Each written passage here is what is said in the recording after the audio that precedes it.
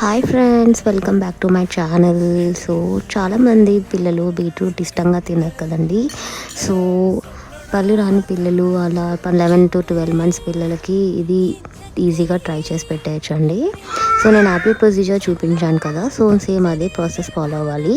ఇంకోటి వచ్చేసి ఇందులో ఒక ఇంగ్రీడియంట్ యాడ్ చేశాను, అది వచ్చేసి తేనె. సో మీకు కావాలనుకుంటే యాడ్ చేసుకోవచ్చు, లేదంటే స్కిప్ చేసేయచ్చు. సో చాలా మెత్తగా నూనె పెట్టి కొంచెం గోరువెచ్చగానే పెట్టాలండి, చల్లగా అవుతే మళ్ళీ బాగోదు.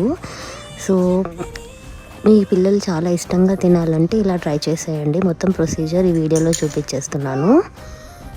సో చాలా మెత్తగా నూనె పెట్టుకోవాలన్నమాట లాస్ట్కి. So thanks for watching my video guys.